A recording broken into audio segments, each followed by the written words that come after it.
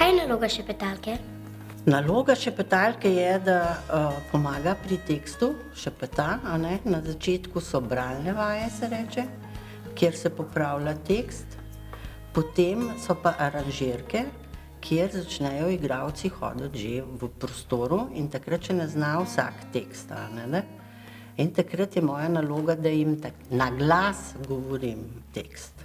Kako to, da se vas med predstavo v dvorani ne sliši? Takrat se pa skrijem za portal in takrat pa šepetam, samo opazim, če se komu kaj zahatla. Ali znate vsa besedila na pamet?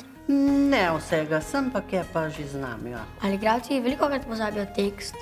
Ne, ampak to je tako, kot se mi pogovarjamo, a ne, pa ne bi vedel ene besede, pa bi ti jaz čisto potiham rekla, pa bi vedel pol naprej. Ali ste z igralci od vaje do premiere? Ja, od prve vaje, to se reče, od prve bralne razčlembe prvo, potem se začnejo pa bralne vaje, kjer lektorca popravlja tekst, eventualne črte se naredijo in do zadnje predstave. Ali se igralci zmotijo na istem mestu ali na različnih mestih? Mogoče se kdaj zgodi, zato pa v knjigi si za tak klicajček naredimo, a ne, da je tam treba paziti na njih, ni pa nujno, da je vedno, a ne. Ali si igralci kakšno besedilo težko zapomnijo?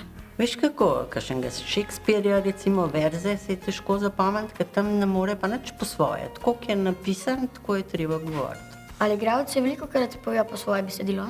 Ne, razen če je predstava, recimo to, gospod Lorenci, režiser, ima zelo rad, da je improvizacija, to lahko, drugače pa Shakespearja ne moreš improvizirati, ne.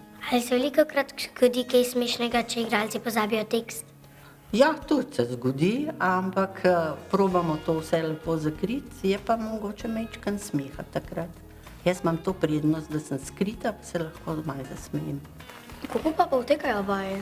Vsak ima svoj tekst, a ne, in potem se takole popravlja ali dopiše ali črta, ne, tega teksta se potem ne govori, ne. Ta je na novo napisan zraven in potem vsak svoj tekst. Za mizo jaz nič ne delam, samo sledim, če so kakšni popravki, da urejam knjigo.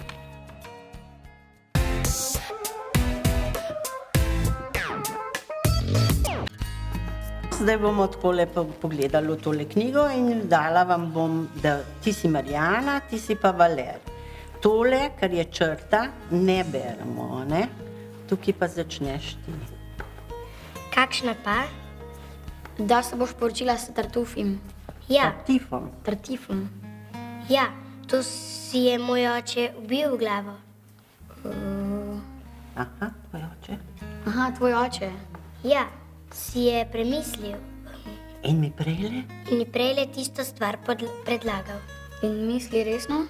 No, tako grejo te vaje, potekajo, to lahko se meni sliši na glas, zato ker tem vajam se reče aranžirke, kjer režiser vsakmu pove, kje, kaj dela, kam se premika in potem sliši mene, režiserja, pa še dramaturginjo, dramaturginja skrbi za tekst, ne, pa še lektorico, tako da imajo tako ušesa zelo napeta.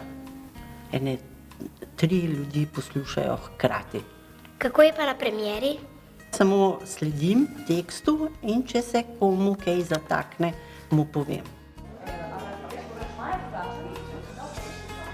No, zdaj vam bom pokazala delovno mesto šepetavke. Med predstavo sedimo tukaj, vidiš, to knjigo, lučka, stol lepo.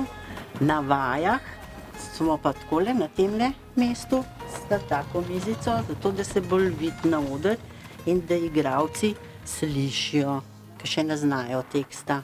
In gremo kar s tekstom, a ne? Ti boš za mano ponavljal. Na uho mi je prišlo, Marjana, nekaj. Na uho mi je prišlo, Marjana, nekaj. Česar nisem vedel, lepa novica. Česar nisem vedel, lepa novica. Zanimiva. Zanimiva. Kakšna pa? Da se boš poročila s Tartufom.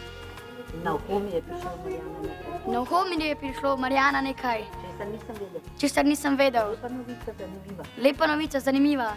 Kakšna pa? Da se boš poročila. Da se boš poročila s Tartufom. Ja, to si je moj oče ubil v glavo.